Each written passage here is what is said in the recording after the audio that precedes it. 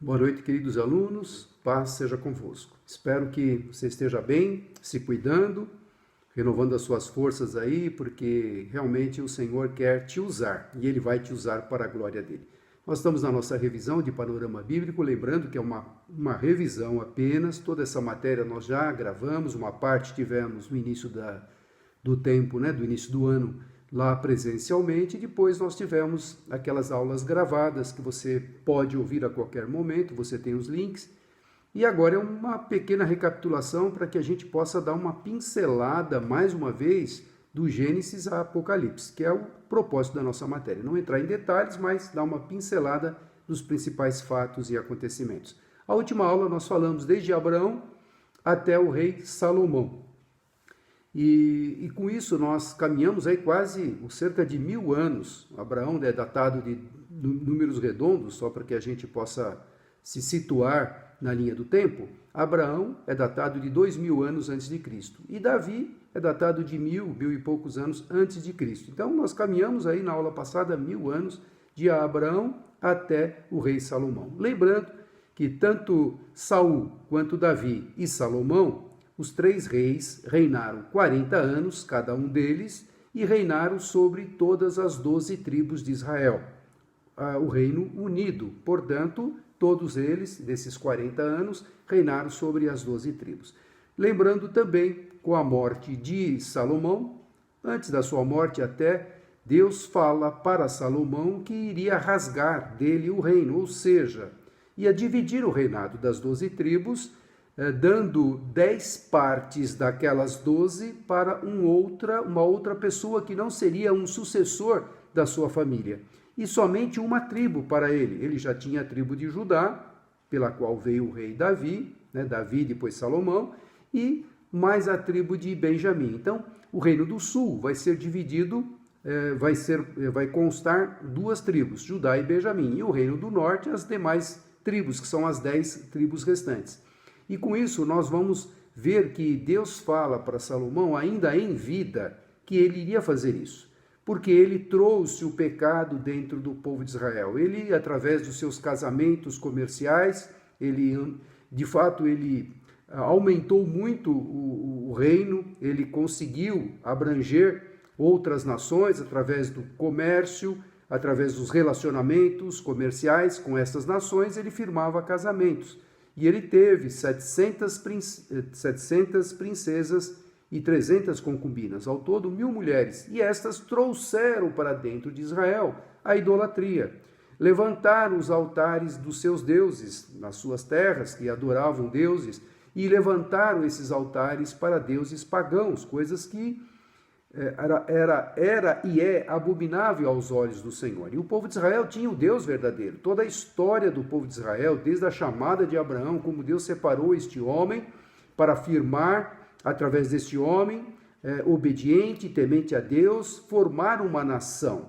E, de fato, essa nação, o povo de Israel, era uma nação singular, uma nação especial, uma nação separada, uma nação que teria que ser um exemplo para as demais nações, porque era a única nação que tinha o Deus verdadeiro, o Senhor dos senhores, o Rei dos reis, e este Deus poderoso estava agora sendo trocado, porque o próprio povo de Israel, se já que o meu rei, que é o rei Salomão, permite que as suas esposas tenham ídolos, adorem outros deuses, o povo então se sente também na liberdade de adorar outros deuses. Então a idolatria foi colocada dentro do povo de Israel.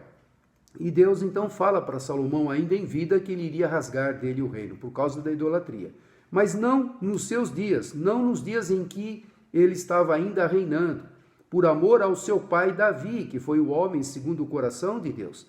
Mas após a sua morte, o seu filho Roboão, que deveria reinar também sobre as 12 tribos, não vai mais reinar sobre as 12 tribos. E os seus sucessores, sucessivamente, não iriam mais reinar sobre as 12 tribos, e sim somente sobre 2 tribos, Judá e Benjamim.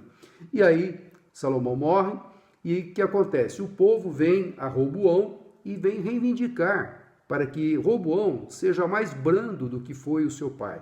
Porque nós entendemos e sabemos que para bancar toda aquela corte, de 1000 mulheres, com todo o harém que ele tinha, com toda a mordomia, com todos os gastos que isto era exigido para bancar esse custo todo, o povo sofreu com os altíssimos impostos. Então o povo veio a Roboão, filho de Salomão, para saber qual é a proposta do seu governo, porque o teu pai foi muito duro com a gente. Ele colocou sobre nós uma pesada carga de impostos. Como você pretende governar sobre nós? E Roboão pede para o povo, me dê 3 dias, e daqui a 3 dias vocês voltem, e eu passarei a vocês aquilo que eu pretendo fazer como rei para vocês. E ele tomou conselho com os anciões, aquelas pessoas antigas, aquelas pessoas que tinham convivido com Salomão, e provavelmente tinham até dito a Salomão que ele estava sendo duro, pesado com o povo, estava colocando uma carga pesada sobre o povo. E esses anciões aconselharam Roboão a ser mais brando do que o seu pai Salomão tinha sido, para que esse povo então seja escravo. Esse povo vai ser os teus servos. Se você for brando com eles, eles vão te servir com sinceridade, eles vão te servir com alegria, porque eles sofreram muito com o reinado do seu pai. E ele também foi tomar conselho com os jovens que tinham crescido com ele na corte, mimados provavelmente, e esses jovens aí deram uma outra informação, um outro conselho para Roboão. Olha, se teu pai foi duro, seja você mais duro ainda com esse povo, mostra quem é que manda. E ele gostou dessa segunda informação, desse segundo conselho, e quando o povo vem a ele, ele exatamente fala isso: se meu pai foi duro, eu vou ser mais duro ainda com vocês vão ver como é que é estar debaixo do meu governo. E aí o povo se rebelou. O que nós temos que ver com a tribo de Judá? E eles então romperam aquela dependência que tinha, que até então Saul, Davi e Salomão reinavam sobre 12 tribos, eles romperam e elegeram Jeroboão. E o profeta Aías já tinha dito para Jeroboão que ele seria rei sobre 10 nações. E Jeroboão, então, que era um serviçal, um servidor de Salomão, agora passa a ser rei sobre 10 tribos, Reino do Norte. 10 tribos, capital Samaria, e o Reino do Sul, Judá e Benjamim, Roboão sendo o rei das 2 tribos, capital Jerusalém.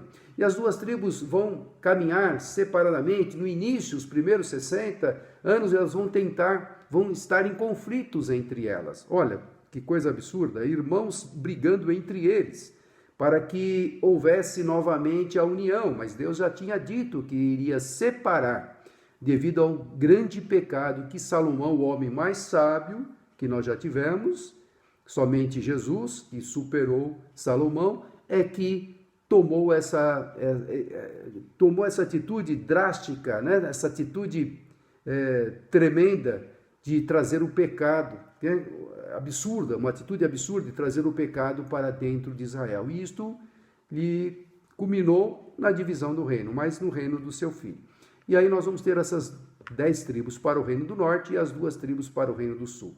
Logo, Jeroboão, com medo que as 10 tribos cedam, né, ao rei do sul, ao reino do sul, que é Roboão, porque Jerusalém era a capital do reino do sul, e o templo ficava em Jerusalém.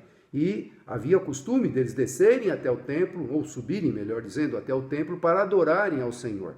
E o que acontece? Agora, Jeroboão, com medo que as suas tribos, que ele reina, desce para Jerusalém para adorar o Senhor, Deus Todo-Poderoso. No templo, ele constrói altares, em Dan e em Betel, para que altares de ídolos. Olha como é que começa um governo. E a Bíblia fala, mencionando depois que o reinado dos reis do norte, que foram 19 reis, todos eles foram perversos, todos eles foram péssimos reis. Muitas vezes o nome de Jeroboão, que é esse primeiro rei, que o profeta Aías disse que ele iria reinar sobre 10 tribos, muitos profetas lá na frente vão mencionar Jeroboão, filho de Nebate, aquele que fez pecar o povo. Olha que título que ele levou. Jeroboão, filho de Nebate, aquele que fez pecar o povo, porque ele trouxe idolatria, construindo 2 altares para que as suas tribos não descessem a Jerusalém para adorar o Deus verdadeiro. E aí a gente vai ver que os demais sucessores, não na mesma dinastia, mas demais reis que vão vir, são ao todo 19, todos eles foram péssimos reis, todos eles trouxeram idolatria. E os reis sucessores do Reino do Sul são da dinastia do rei Davi, né? São seus descendentes. E há uma alternância entre bons reis e péssimos reis. Alguns reis são bons no Reino do Sul e outros são péssimos reis também, trazendo idolatria para o meio do povo. E aí a gente vai ver esse período que abrange quase 500 anos dos reis, né? Mas o Reino do Norte, 200 e poucos anos, eles vão ser levados cativos pela Assíria. E o Reino do Sul, mais 130 e poucos anos depois, também vai ser levado cativeiro para a Babilônia, como nós já aprendemos.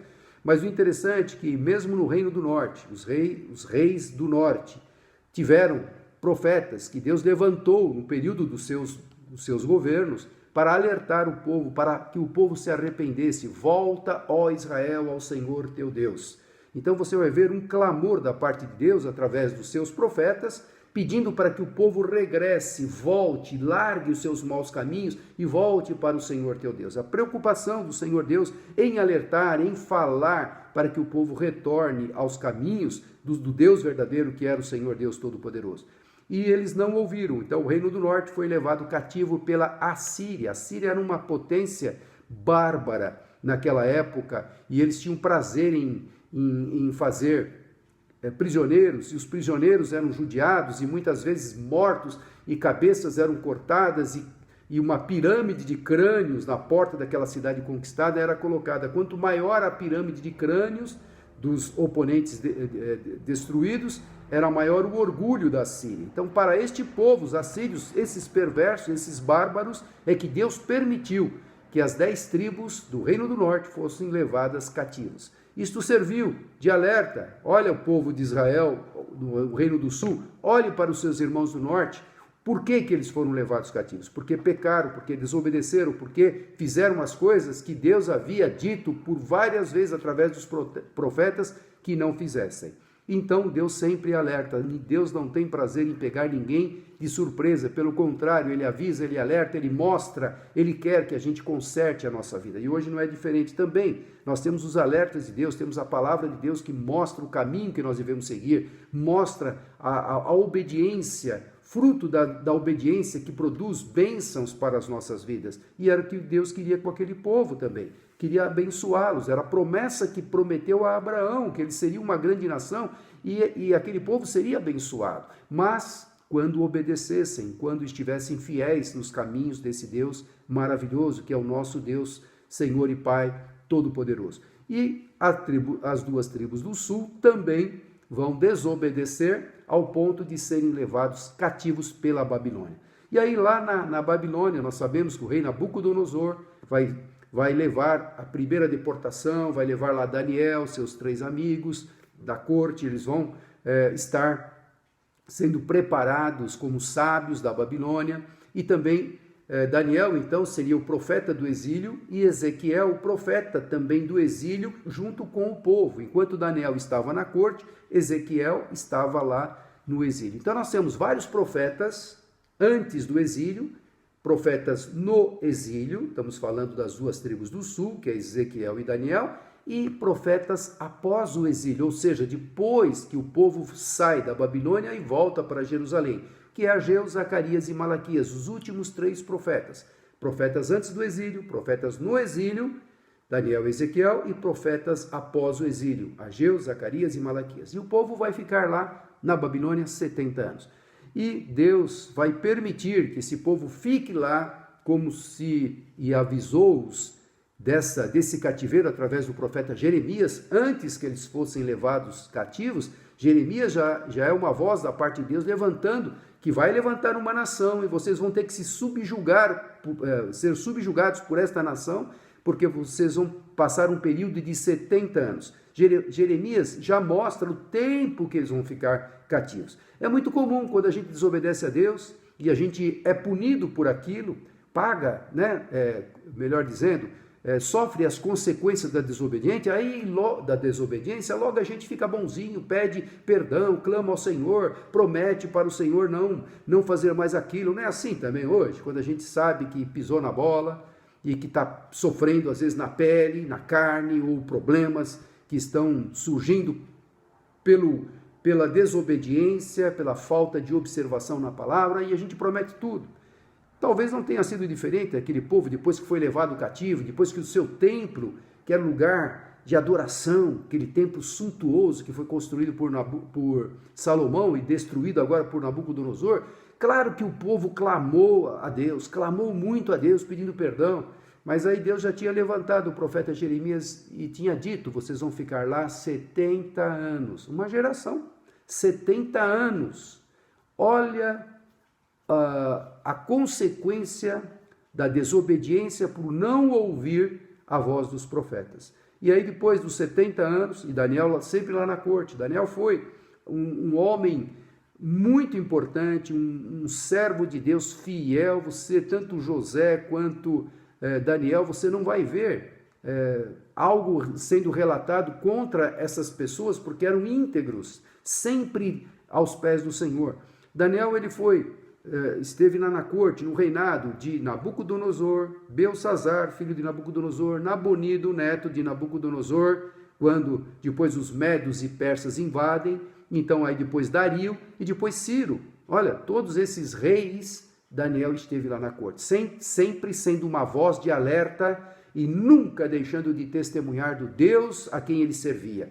Através das interpretações dos sonhos, começando lá com Nabucodonosor, que interpretou aquele sonho maravilhoso que Deus revelou a um pagão o futuro da humanidade, através daquela estátua, cabeça de ouro, peito e braços de prata, ventre, quadril e ventre de prata, de bronze, e depois as pernas de ferro e os pés misturados com ferro e barro.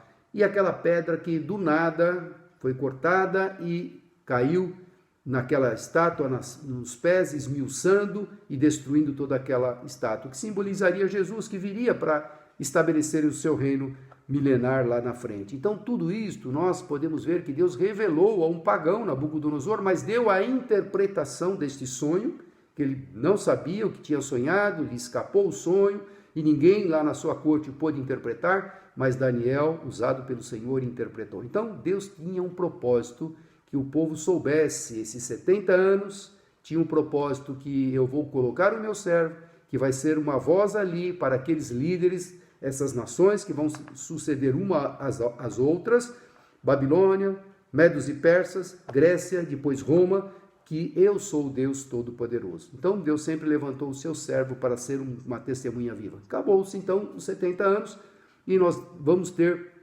o Império Medo-Persa assumindo, e os medos e persas foram bons para o povo judeu. O Ciro, que é um dos reis, persas, ele autoriza um decreto permitindo que o povo regresse para Jerusalém, depois dos 70 anos. E o povo agora pode voltar para Jerusalém. Nem todos voltaram. A primeira leva, a primeira deportação, foi 50 mil judeus, lá com Zorobabel. E eles chegaram lá, estabeleceram, colocaram lá o altar, Primeira coisa, vamos estabelecer o altar, porque o templo tinha sido destruído, queimado a fogo, os utensílios todos tinham sido levados de Jerusalém para a Babilônia, e agora é permitido que esses utensílios sejam retornados para a Babilônia, e volta lá com Zorobabel, e ele coloca o quê? O fundamento fugiu o nome? Do altar, coloca lá o fundamento do altar. Primeira coisa, vamos restabelecer o altar. E no segundo ano começam a colocar os fundamentos dos alicerces do templo. Só que esta obra fica paralisada por 16 anos. E aí depois, mais tarde, Deus levanta lá, depois dos 16 anos, o profeta Ageu, que vai falar: olha, vocês plantam muito e colhem pouco, o seu dinheiro não dá para nada. Por quê? Porque vocês estão dando prioridade para as suas coisas pessoais do que para esta casa que está desolada, que era a casa, era o templo do Senhor.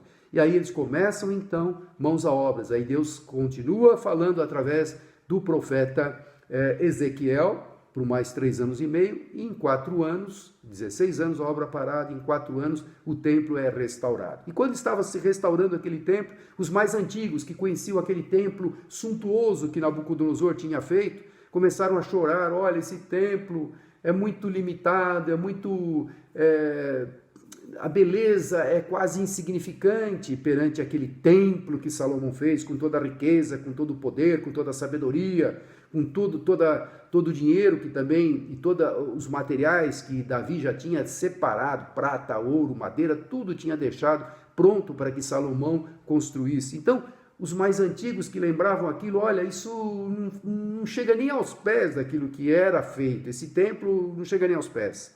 Aí Deus levanta o profeta ainda Ageu para falar: olha, a glória desta casa será maior do que a primeira. Deus não está preocupado com paredes, com beleza, está preocupado com a sinceridade do coração. E aí esse templo então é construído depois da paralisação de 16 anos, em 4 anos constrói. Ezequiel os anima nesse período até que eles terminam a construção, e depois vem Esdras, 70 anos mais ou menos depois que a primeira deportação vem com Zorobabel. Esdras vem para reativar a parte espiritual, que estava também um caos, casamentos mistos, novamente introduzindo culturas diferentes, idolatria. E Esdras vai lá e restaura a parte espiritual. E mais tarde, uns 13 anos mais tarde, vem Neemias para restaurar os muros, que até então, olha, 78 anos aproximadamente, 80 por aí, os muros ainda, desde o retorno com Zorobabel, aqueles primeiros 50 mil, não conseguiram construir os muros cercando a cidade. O muro era proteção, era garantia de proteção, de segurança para a cidade. Então, Neemias agora, em 52 dias, ele faz uma distribuição entre as famílias e ele consegue levantar os muros e proteger a cidade em 52 dias. Então a gente vai ver esse período todo da restauração do templo e também da cidade de Jerusalém. E agora entramos no último profeta. Ageu, Zacarias profetizaram ainda no período que eles estavam construindo o templo. Agora tudo está pronto, a cidade já está murada e o povo, é muito comum, né? Quando tudo está maravilhoso, você está bem, você está com uma boa saúde, você está com um bom emprego, você está com um relacionamento, né, familiar e com amigos muito seguro, muito garantido, você tem boas influências, e é muito comum as pessoas se esquecerem de Deus. E às vezes nessa pandemia, como nós estamos passando, né, estamos privados, alguns estão privados de ir à casa do Senhor, mas outros não estão privados e não querem ir, estão acomodados, esta é a palavra, acomodados. Por quê? É mais fácil ficar em casa aqui, assistindo o culto, a live, o culto online, do que ir lá, tá frio, tá calor, sabe? Eu tenho que me locomover até a igreja. É só o Senhor mandar lá um probleminha, aí você vai correndo e ir para a igreja buscar, sim, no Senhor a solução. Mas o mundo é assim mesmo, as pessoas são assim. O homem, ele tem por dentro, né, dentro de si, esse comodismo, quando as coisas estão bem, também não buscar ao Senhor. Não era diferente daquela época, quando o templo estava bom, construído, quando a cidade estava murada. O que acontece? O povo se acomoda. A própria liderança, os sacerdotes, estavam ali roubando ao Senhor. Onde Malaquias escreve: roubará o homem a Deus? Sim, roubará o homem a Deus. Aonde que nós estamos roubando? Eles ainda questionam. Nos seus dízimos, as suas ofertas, ofereciam sacrifícios defeituosos para o Senhor, roubavam, faziam por interesse a obra do Senhor, o ministério que Deus havia colocado que eles exercessem, né, os levitas, com toda a santidade que exigia para este cargo de sacerdote, sumo sacerdote, e eles estavam negligenciando. Então Deus levanta mais uma vez um profeta, Malaquias, para falar o erro desses líderes, principalmente dos líderes religiosos, para chamar a atenção, para consertar o que está errado. Olha, a preocupação do Senhor é sempre trazer o homem novamente ao seu conchego, à sua intimidade. Então Deus levantou Ageu, Zacarias e Malaquias depois do cativeiro. E após o cativeiro nós vamos ter agora, após Malaquias, nós vamos ter 400 anos de silêncio, ou seja, é um período onde Deus não vai levantar um profeta, não vai levantar alguém para falar os erros do povo, e também da liderança espiritual, né, do povo, que é os sacerdotes, sumos sacerdotes. Então nós vamos ter 40 anos de silêncio. Só Deus vai levantar uma voz antes de Jesus ser mandado por Deus a esta terra para salvar a humanidade, vai levantar João Batista, mas de Malaquias a João Batista, 400 anos. É claro que a história continua. No gráfico aí você tem algumas coisas que falam sobre esse período, tanto que nós mencionamos da Babilônia, e esse período de 400 anos. Você tem um pequeno relato daquilo que aconteceu com relação ao povo de Israel. A história continua, né? E teve um período de independência e depois tem lá os medos e persas sendo substituídos pelos gregos, e agora os gregos sendo substituídos nesse período todo agora pelos romanos.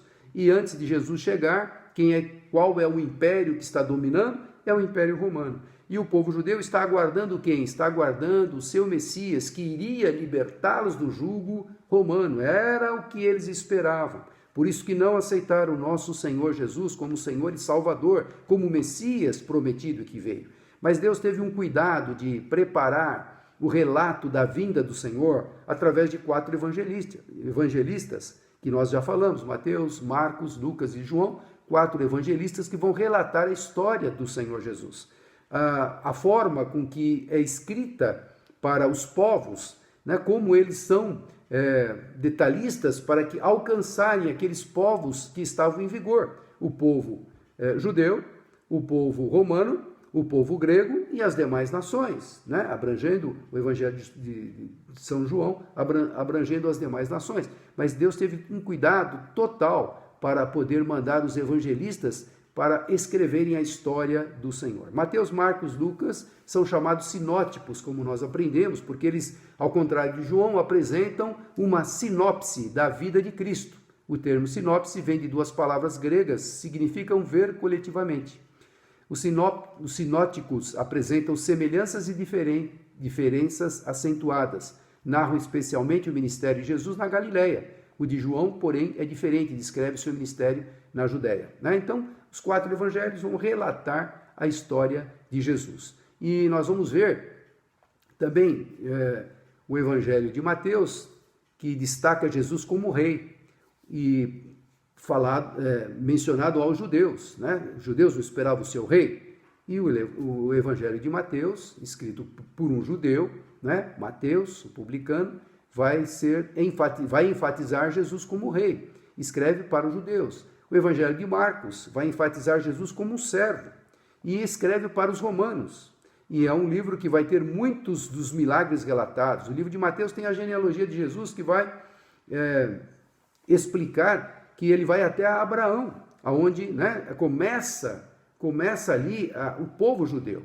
E Marcos já não tem genealogia, porque ele é destinado a um povo que não quer saber qual é a genealogia de um servo, mas ele quer saber que poder tem esse servo que faz tantos milagres.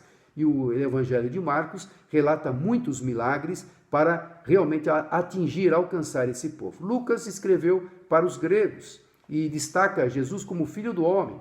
E a genealogia vai até o homem perfeito, o primeiro homem, que é Adão. Né? Os gregos eram poetas, eram filósofos, eles gostavam de saber as coisas na sua profundidade, tinham culturas. Então, Lucas, que era um médico, escreveu também para alcançar este povo, que eram os gregos, que estavam em evidência também na época de Jesus. E João escreve para todos que hão de crer ainda nesse Deus maravilhoso que mandou o seu Filho amado para resgatar a humanidade. Então, ele escreve para todos os povos que irão vir. E descreve Jesus como o Filho de Deus.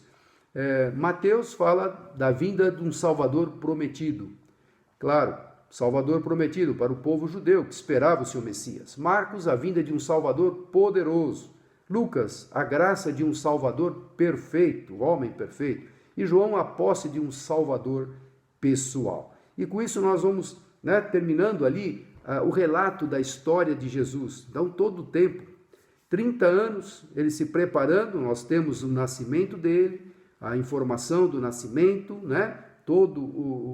a forma com que Deus teve o cuidado de mandar o seu filho, cumprindo todas as profecias que estavam previstas, cumpriu-se em Jesus, a cidade, o local, a época, tudo ali. E depois nós vamos ver a menção de Jesus aos 12 anos lá no templo, né, conversando com os senhores, né, os sacerdotes ali no templo. E depois um período que nenhum relata, nenhum dos 4 evangelistas fala, que é esses 18 anos, dos 12 aos 30. Claro que Jesus teve uma vida normal, foi uma criança sadia, uma criança obediente, uma criança que estudou a palavra, uma criança que foi obediente aos seus pais, e agora aos 30 anos nós vamos ver que ele vai assumir o seu ministério de 3 anos, onde ele vai mudar a história da humanidade. Não, Jesus, mudou a história da humanidade, ele veio buscar e salvar aquele que se havia perdido. E aí depois do seu tempo que ele esteve aqui com os seus 12 apóstolos, ele prometeu que iria ser morto, ressuscitaria ao 3º dia, subiria aos céus e mandaria o Espírito Santo. E com a vinda do Espírito Santo, nós temos o início da igreja cristã. E aí nós vamos ter aí esses 2000 anos de Jesus até os nossos dias de hoje, a dispensação da graça. É um período que pela graça nós somos salvos, mediante a nossa fé em Cristo Jesus. Isto não vem de vós, é um dom de Deus, é um privilégio. E esse período de 2000 anos, nós estamos hoje vivendo os últimos dias desse período da graça. Estamos aguardando o quê? O arrebatamento da igreja. Então você pode ver isso no gráfico também, o período dos 3 últimos profetas, os 400 anos de silêncio. Depois você vai ver a sequência da menção, né, que eu falei agora, do ministério de Jesus, né, o tempo que ele esteve aqui, até a sua morte. Lembrando que quando ele é sepultado, antes dele ressuscitar, nós vamos ver lá a menção dele, que ele fez algo tremendo. Ele desceu às regiões inferiores da terra, ao Seol, Hades, e pregou aos espíritos em prisão, aqueles que haviam morrido sem a salvação. Ou seja, antes de Jesus, quem morria salvo era aquele que morria aguardando o Messias, aguardando a promessa. Lembrando que a primeira promessa a respeito do Messias está lá no Éden ainda, no primeiro casal, Gênesis 3,15, que Deus mandaria da semente da mulher aquele que pisaria a cabeça da serpente. Então, quem morreu antes de Jesus, esperando o Messias, foi salvo. Esses estavam no paraíso. Mas aqueles que morreram sem a salvação, porque não aceitaram, não quiseram, principalmente aqueles antediluvianos, que Deus teve que exterminar toda a humanidade, eles estavam lá no Seol, estão lá no Seol, o Hades, que é o inferno, e Jesus desceu e pregou aos espíritos em prisão. Isto é bem relatado naquela passagem, eu tenho uma aula bem explicado aí com as referências da parábola do rico e do Lázaro, lá em Lucas. Então você tem a parábola explicando o diálogo, né? E era exatamente esses que estão em tormento e aqueles que estão no seio de Abraão, que é o paraíso. E Jesus veio e pregou aos espíritos em prisão, no sentido de testificar, não de converter, porque todos já estão em tormento lá, os espíritos em tormento, mas no sentido de testificar, mostrando para eles que vocês estão aqui, porque vocês recusaram, não aceitaram a promessa que um dia viria o Messias. Eu sou o Messias prometido e eu vim. Então estou mostrando por que vocês estão aqui, por que vocês estão sofrendo esta punição, porque recusaram a promessa da minha vinda, a promessa de meu Pai, falando que eu viria. E depois de Jesus, ele subindo aos céus, nós vamos ter então o período da igreja de Cristo, né? Aí você tem no seu gráfico também, desde o Pentecoste, que é a descida do Espírito Santo, onde começa a igreja cristã, você vai ver até Constantino, depois do período da Reforma, até os últimos dias, que são os dias finais que nós estamos passando, que são os princípios das dores, que nós já mencionamos também, eu vou dar uma pequena recapitulação. Mas aí Jesus subiu, desceu, o Espírito Santo do Senhor desceu, prometido, no Pentecostes, e agora nós vamos ter o primeiro século. A igreja primitiva sendo muito perseguida, e ela tremendamente perseguida, mas mesmo assim o caráter daqueles homens fiéis a Deus, e muitos deles foram mortos, lançados nas arenas, né? Aquele Coliseu, quantos cristãos morreram ali, sendo queimados. Nero queimou muitos cristãos, incendiou Roma e acusou os cristãos, matou muitos cristãos, muitos imperadores romanos foram péssimos para o povo de Deus, e o povo continuava crescendo, porque as boas novas de salvação estavam sendo propagadas através dos apóstolos, formando discípulos, e ide por todo mundo e pregai o evangelho a toda criatura, foi a ordem que Jesus deixou. E esse evangelho você pode ver no livro de Atos dos Apóstolos,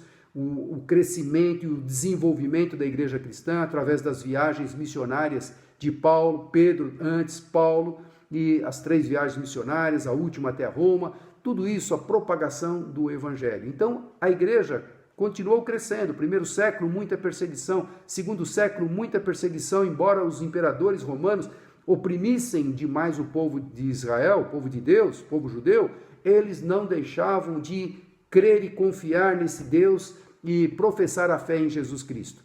E agora, nós vamos ter lá no 3º século Constantino, que também é um imperador romano, e ele olha para trás, ele olha os demais imperadores antes dele, e ele vai notar que a igreja cristã não deixou de crescer, mesmo sendo perseguida, mesmo sendo assolada através de mortes. E ele tem uma estratégia diferente, ele vai fazer uma aliança, uma união entre a igreja e o Estado.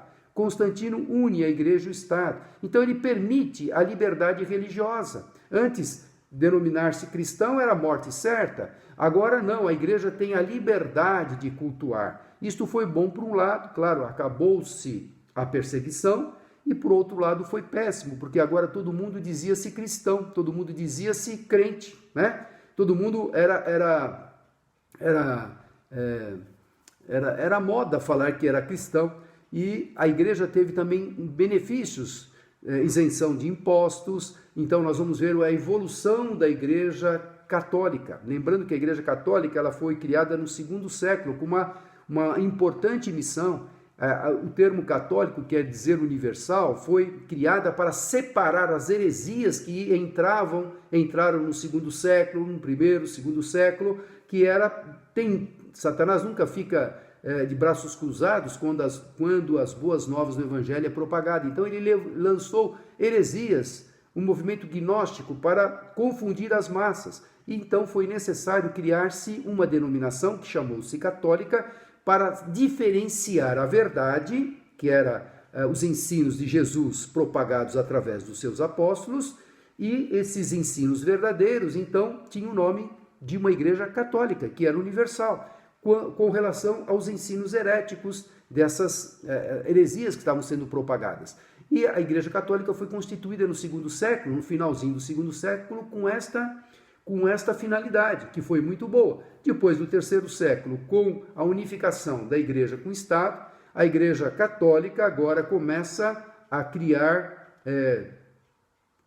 ter uma evolução muito rápida, e toda a Idade Média você vai ver um abuso excessivo, heresias sendo enxertadas dentro da igreja católica, perdendo a sua essência pela qual ela foi formada. E agora nós vamos ver até a própria literatura da época acusando drasticamente os abusos do clero, do alto clero, né? Em nome de Deus se matavam, depois veio a Santa Inquisição, e tudo isto era absurdo, que a igreja tinha poderes. Você pode ver, a igreja tinha lá o seu exército, você vê em alguns filmes épicos aí, a guarda do Papa e a guarda do rei, e muitas vezes o Papa tinha poder para tirar o rei e colocar rei, tamanho era o poder excessivo do clero. Isso tudo durante a Idade Média, e muitos reformadores, né, muitas vozes de reforma surgiram na Idade Média, falando contra o poder excessivo do Papa, inclusive até literaturas mencionando, aliás, esse poder excessivo. Até que surge o grande reformador, Martinho Lutero, que também era da Igreja Católica, era um padre, e escutando o Espírito Santo falar através da mensagem que está aqui escrita na Palavra de Deus, lá no livro de Romanos, ele lê que o justo viverá pela fé. Não é através daqueles flagelos, tudo aquilo que ele ensinava, e ele tinha um vazio dentro dele, ele fazia flagelos, fazia jejuns, fazia orações, e nada preenchia aquele jejum, até que ele entende pela própria palavra que o justo viverá pela fé. Então ele começa a mudar os seus sermões, as suas missas, e as suas missas ficam cheias de gente, porque o povo é sedento da palavra, como é hoje. O povo, quando você prega a verdadeira palavra, não precisa usar artifícios, eles bebem a palavra, porque há uma sede interior, há um vazio dentro do homem que somente é preenchido com a presença do Espírito Santo de Deus. E aí, quando ele começa a mudar os seus sermões, também dava aula em faculdade, ele começa a mostrar ali a verdade relatada, porque a palavra de Deus, eles não tinham acesso à palavra de Deus, era proibido o povo ter a palavra de Deus. E agora, nas suas ministrações, nas suas missas, ele começa a ensinar a palavra de Deus. Também compõe, né, músicas e começa então a ter um culto participativo. Então os seus cultos, as suas missas lotam. E aí ele começa a descobrir, através do estudo da própria palavra, que aquilo que a Igreja Católica estava ensinando, as heresias da Igreja Católica com relação à idolatria, com relação a indulgências, vendendo indulgências, eu que tenho uma indulgência, eu tenho meus pecados perdoados, e então uma série de abusos. Ele escreve 95 teses, ele afixa lá na porta da igreja essas 95 teses, contra todo aquele abuso do clero. Resultado, ele foi levado para um tribunal, para se retratar de tudo aquilo que ele havia escrito. E ele não se retratou, e ali então ele declara: é impossível me retratar daquilo que eu escrevi, porque eu estou baseado nesta palavra, em cima desta palavra. Se vocês me provarem que eu estou errado, me provem aqui. E não é correto alguém contra a consciência de alguém firmado na palavra. Então, aquela dieta, aquele tribunal acabou em alvoroço. Os espanhóis queriam que jogassem Martim Lutero na fogueira, mas os alemães, da onde começou o seu movimento, guardaram ele saiu vitorioso. Lá em 1517 nós temos então a Reforma. E aí, de lá para cá, claro que outras denominações surgem desse movimento de protestantismo, ou seja, protestar os abusos excessivos da Igreja Católica, e aí nós temos até hoje, nos nossos dias, muitas denominações, infelizmente algumas também pregando heresias, algumas também invertendo a essência desta palavra. Olha, é isso aqui, ó, isso aqui é o nosso termômetro, isso aqui é o manual que nós não podemos deixar. E aí nós estamos hoje vivendo os últimos dias, estamos aguardando com ansiedade a se cumprir os últimos dias, que fala que o arrebatamento irá acontecer. Nós já estamos nos princípios das dores, mencionados lá por Jesus em Mateus, mencionados lá em Mateus 24 e Lucas 21. Os princípios das dores, guerras, rumores de guerras, a ciência se multiplicando, pestes, nós vamos ver também perseguição contra a igreja, já acontece, não é de hoje, desde o primeiro século. Então, esses princípios das dores são acumulativos. Então, nós já estamos aí caminhando. Nós vamos falar rapidamente na próxima aula sobre os princípios das dores, entrando na grande tribulação, depois o milênio, grande trono branco, novos céus e nova terra, e terminamos a nossa recapitulação. Lembrando que você tem isso gravado em aula, com mais detalhes, tem os gráficos e tem as leituras dos livros. Eu vou te pedir um trabalho, e ainda vou ver aí um trabalho que você possa fazer além das leituras, para a gente fazer a tua avaliação. Um trabalho que você pode escrever aí tópicos desta matéria, 2 tópicos pelo menos, com as suas palavras daquilo que você guardou, ou que mais te chamou a atenção. Você pode pegar o início dela, no meio da matéria, ou mesmo o finalzinho da matéria. Eu vou pegar um tópico, a grande tribulação. Discorre sobre a grande tribulação, pode ser com consulta, mas coloque ali também o teu interesse de colocar nesse trabalho algo que você de fato aprendeu.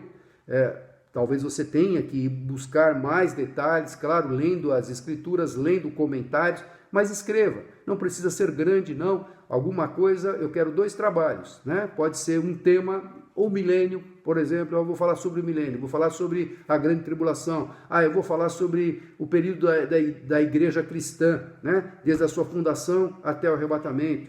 Eu vou falar sobre o novo céus e nova terra. Não, eu vou falar sobre o período dos reis de Israel, os reis do sul, o período lá de reinado. Eu vou falar sobre a conquista da terra prometida. Você escolhe o tema, mas um pedaço eu quero que você, 2 temas por aluno, e mais a leitura, nós formaremos então a tua avaliação.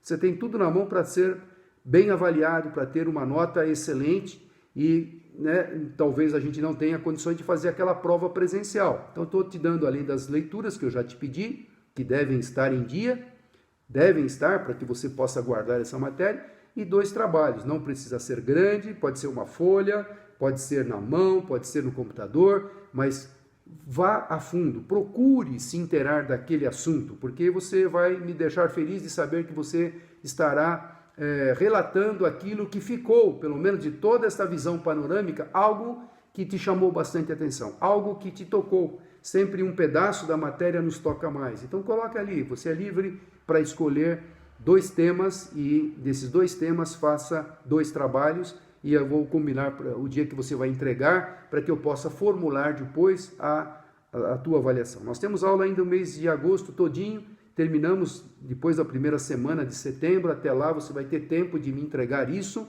para que a gente possa então concluir a tua avaliação, tá bom? Espero que o Senhor te ajude a reter tudo aquilo que você está aprendendo e leia a palavra do Senhor. Nada, absolutamente nada, pode substituir o relato da palavra de Deus. Que o Senhor te abençoe poderosamente. Curva a sua cabeça, Senhor, esteja abençoando a vida de cada um, eu te peço, e ajude-os a colocar em prática, Senhor, estas aulas para a glória do teu nome, que eu te peço em nome de Jesus. Amém. Até a próxima recapitulação, querido Deus. Deus te abençoe.